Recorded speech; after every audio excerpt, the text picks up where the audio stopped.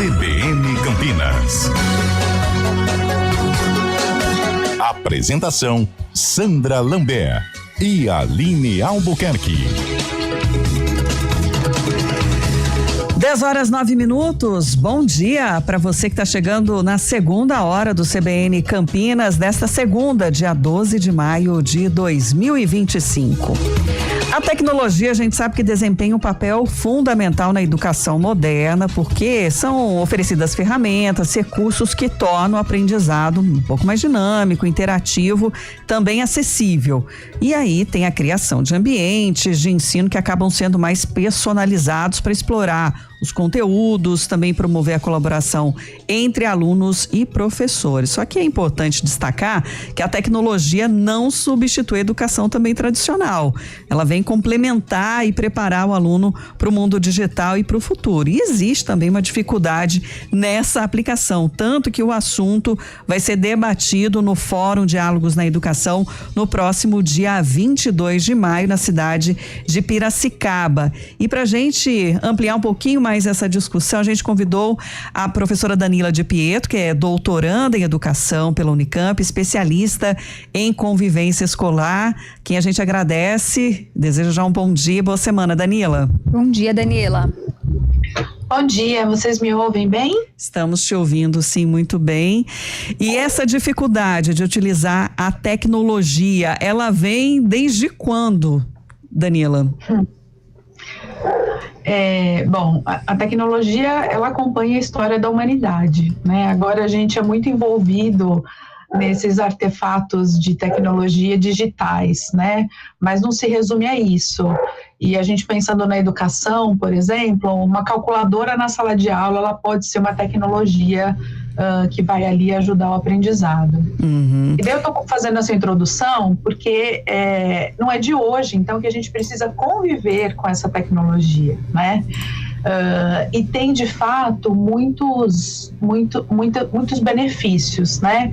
Em especial quando a gente convoca essa tecnologia para atuar nessa perspectiva que você já começou delineando, que é da cooperação e do acesso. Uhum. Né? Então, ela favorece muito, né, a conexão de pessoas.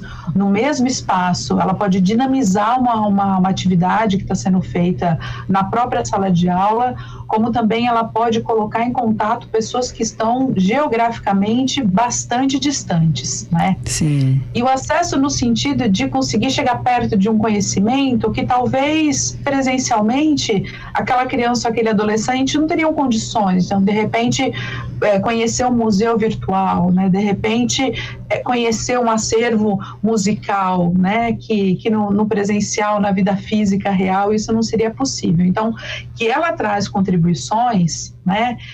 De maneira, inclusive, dinâmica, isso é fato, isso é posto. E ainda mais quando tem a internet e as plataformas online, né? Muitas escolas usam, por exemplo, tablets, softwares também interativos para dar esse dinamismo, né? E esse envolvimento também para o aprendizado, como você falou.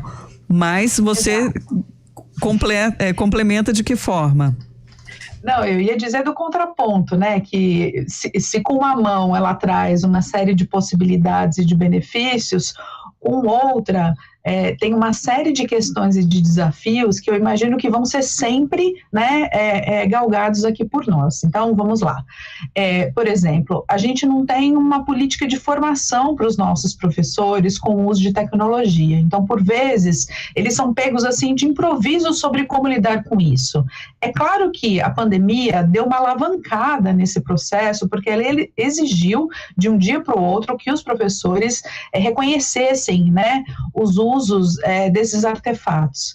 Porém, não é porque a gente consegue fazer uma videoaula, não é porque a gente consegue ter um tablet com aplicativo que eu estou utilizando a tecnologia da melhor maneira possível. Eu posso estar fazendo a repetição de um ensino monótono por meio de tecnologia. Então, a formação ela é importantíssima. Tem uma questão que é também de infraestrutura. Nós temos, né, e a gente está enfrentando muito isso, políticas públicas que colocam o aprendizado na sala de aula, atravessados por essas plataformas de ensino, mas às vezes eu não tenho na escola computador disponível, eu não tenho conexão que funciona o suficiente, né? Sem falar em toda a grande discussão que tem sido feita com relação a essas plataformas, do quanto elas aprisionam, né, o trabalho do professor e a aprendizagem do aluno, porque ela entrega as coisas de maneira fechada, não permitindo uma flexibilidade tão importante e necessária para aquele que precisa pensar criticamente, que é tanto o professor quanto o aluno, né? Então, a gente tem aí essa disputa, né, Sandra? Com certeza. E existe uma pressão grande, né, para exatamente fazer o uso dessas plataformas, de alguma forma fazer também o acompanhamento do rendimento de professores e da escola, embora nem sempre essa conexão, como você falou, né, ela seja só tecnológica, né? Porque precisa desse envolvimento aluno e educador. Exatamente. Então, ninguém aqui, como eu disse, vai dizer que a tecnologia não é importante. Todo mundo sabe que é algo que é um ingrediente da nossa geração, né? Que está presente na sala de aula. Então, isso vai existir. Mas a maneira como ela está sendo utilizada por algumas redes, ela tem de fato sufocado, né, a melhoria do ensino, e a gente tem visto, né, dados recentes que mostram que o ensino não melhorou com o uso dessas plataformas, né? Para além disso, para além do aprendizado, a escola ela tem uma função social, que é a preparação desse sujeito, né, para estar no coletivo, né, fazer parte de uma democracia. E isso eu preciso fazer no tete-a-tete, eu preciso fazer com dinâmicas presenciais, eu preciso ter espaço de escuta para esse meu aluno. Agora, se eu, enquanto professora, eu estou aprisionada a uma demanda que eu preciso dar aquele conteúdo, porque se eu não dou, vem alguém da direção e cobra de mim, porque ela também está sendo cobrada, porque existe uma meta, existe uma prova externa que vai avaliar esse rendimento, eu realmente não consigo fazer essa promoção da cidadania. Então, o que a gente tem observado é a necessidade urgente, né, de olhar para uma demanda que sim, a gente tem que acompanhar a educação, a gente tem que ver se esses meninos e meninas estão aprendendo, mas com esse modelo de controle e obediência, ele inclusive não está sendo eficaz, né? Quanto mais está sendo bastante ruidoso, né, na interface com as pessoas que constituem a educação. Sim. Danila, queria te perguntar quais são os principais exemplos, né, de bons resultados no caso do uso de tecnologia na educação. Puxa, acho que vai ser difícil dizer os 3 principais. Eu vou trazer aqui algumas possibilidades, né? Então, é claro que agora a gente tem essa questão da restrição do uso de celular na escola, mas quando cada estudante, né, tem acesso a uma conectividade, ao uso da internet, ele tem milhares de possibilidades de como ele pode construir o conhecimento. Então, ele pode construir um podcast, ele pode construir um mapa mental coletivo, ele pode fazer a instrução, oportunizar um game, né? Inclusive com uma pauta de fundo de geografia, de matemática, né? Não é só para diversão. Então, são algumas das possibilidades de como esses estudantes podem utilizar. O que eu reforço, né? Agora eu vou para o contraponto de novo. Se a gente ficar diante de uma proposta de ensino em que eu vou usar a tecnologia para repetir o que acontece no presencial, por exemplo, vou dar uma videoaula.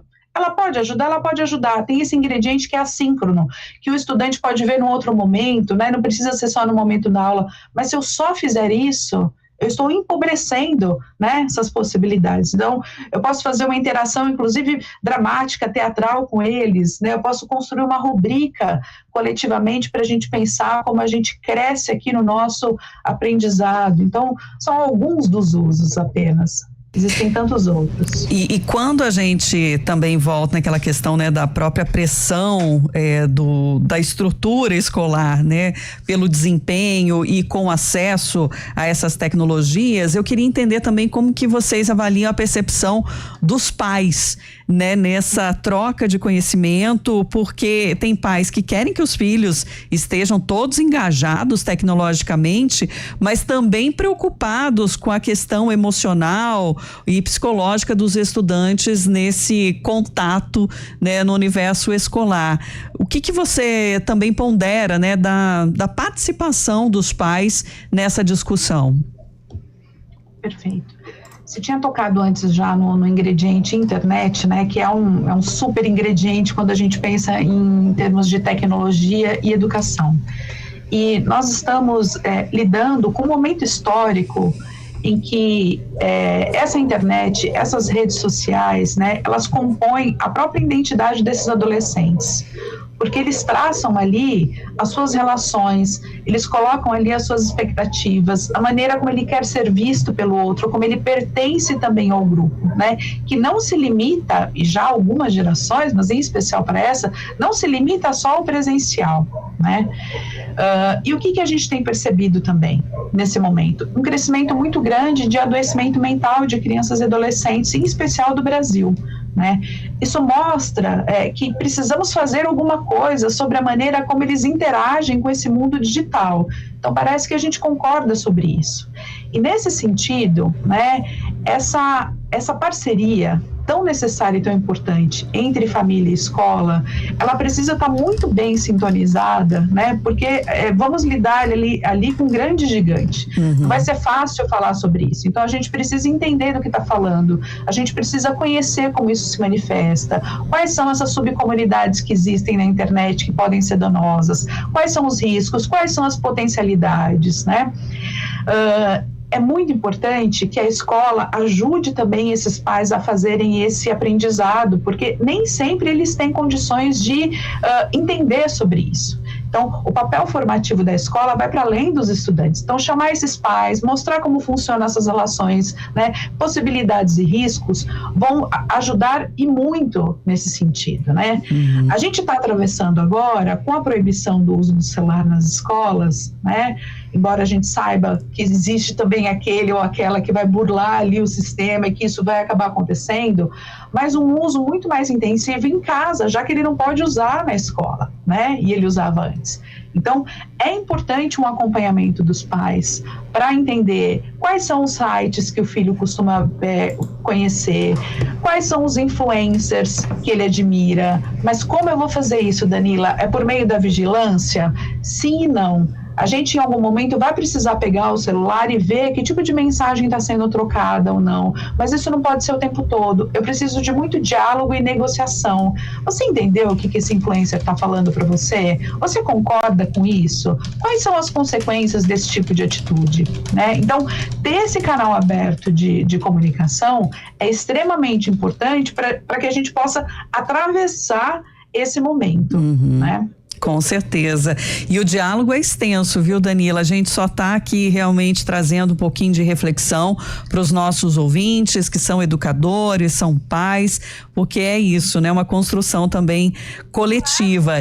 E deixar o convite, com certeza, para todos também, para acompanharem o Fórum Diálogos na Educação, que vai acontecer no dia 22 de maio, no PCG em Piracicaba, mas de forma online também para acompanhar. Quem quiser fazer inscrição, só entrar então no portal dialogosnaeducação.com.br. A Danila também é participante desse debate, desse fórum, e nós estamos aqui, né, semana a semana, trazendo um aperitivo já para essas discussões. Danila, muito obrigada pela atenção. Obrigada. Imagina. Eu que agradeço a vocês a participação e a possibilidade de falar de um tema tão importante. Obrigada. Danila de Pietro é doutoranda em Educação pela Unicamp, especialista em convivência escolar. Rádio Cultura de Campinas Limitada, ZYD 809, FM 99,1 MHz. Rádio CBN Campinas. CBN, tempo e temperatura.